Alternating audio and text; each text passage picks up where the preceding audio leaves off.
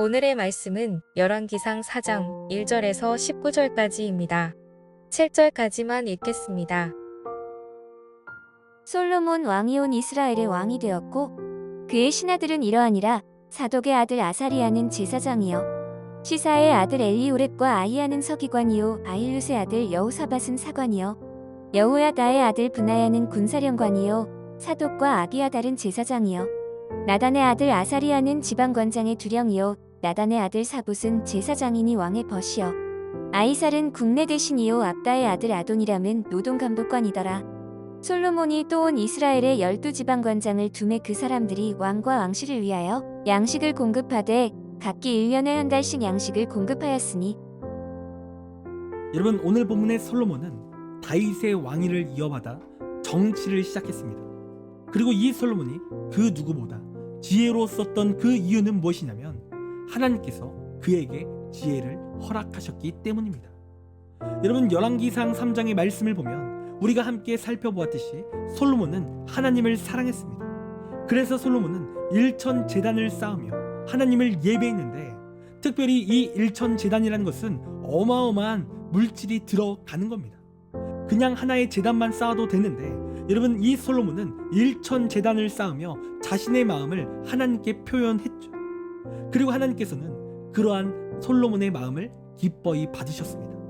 그래서 하나님께서는 그의 꿈에 나타나셔서 그에게 무엇을 줄고 하며 그의 소원을 물으신 거예요. 그리고 그때 솔로몬은 다른 것을 구한 것이 아닌 오직 하나님의 백성들을 하나님의 말씀으로 잘 이끌 수 있는 지혜를 그가 구했습니다. 그리고 하나님께서는 이러한 솔로몬의 소원을 기뻐하셨죠. 그래서 그에게 지혜뿐만 아니라 그가 구하지 않았던 부와 권세도 함께 주시기로 약속하셨습니다. 여러분, 그래서 어제 본문에 솔로몬은 하나님이 주신 지혜로 어떤 한 아이의 진짜 어머니가 누구인지 판결을 내리기도 했죠.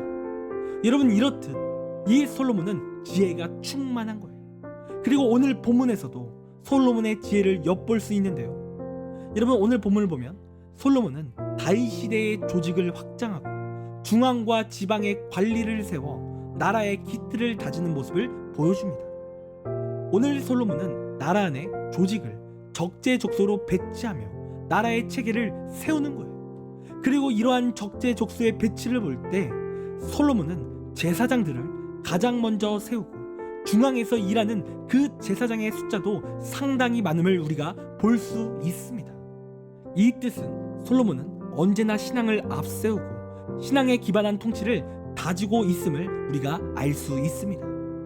여러분, 일반적으로 당시 같은 왕정 국가에서는 여러분 군사력이 너무나도 중요했습니다. 그래서 일반적으로 군대 장관을 세운다라든지 아니면 정치에 관한 중요한 요직부터 정리했을 거예요. 그런데 이 솔로몬이 정말 지혜로웠던 것은 무엇이냐면 그는 일반적인 왕정 국가들처럼 군사력과 정치가 최우선의 요소가 아니었다라는 거예요. 오늘 이 솔로몬은 하나님이 자신의 통치에 있어서 정말 가장 중요했습니다.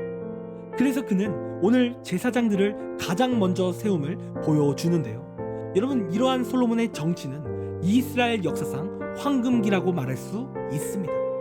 그리고 이 솔로몬의 정치가 이렇게 빛을 발할 수 있었던 것은 언제나 그가 하나님을 의뢰할 줄 알고 하나님을 가장 먼저 붙들었기 때문인 거예요. 그리고 솔로몬이 범죄하여 그가 하락하는 인생을 살기도 하는데, 여러분, 그때를 보면 이전과 같이 하나님을 앞세우지 못함을 볼 수 있습니다.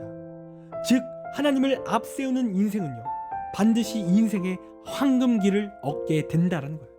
하지만 하나님을 떠나는 순간 그 황금기가 끝난다는 거죠. 여러분, 우리가 주일에도 말씀을 함께 나누었지만, 여러분, 복은 어떤 사람에게 임합니까? 하나님의 말씀을 주야로 묵상하는 자가 하나님의 복을 얻는다 했어요. 이런 마찬가지로 하나님을 앞세우는 삶은 하나님의 말씀을 따라 살아가는 삶이고 주야로 말씀을 묵상하는 삶을 말하는 겁니다. 여러분, 우리도 솔로몬처럼 인생의 황금기를 우리가 누려야 될 줄 믿습니다. 그리고 그러한 인생의 황금기를 누리기 위해서는 반드시 우리가 말씀 가운데 살아가야 된다라는 거예요. 여러분, 그리고 단순히 그 말씀을 듣고 끝내는 것이 아니라 그 말씀을 내 삶에 대입하며 그 말씀을 따라 순종하며 나아가야 된다라는 거예요. 이런 시간 우리의 삶도 하나님을 가장 앞세우길 간절히 원합니다.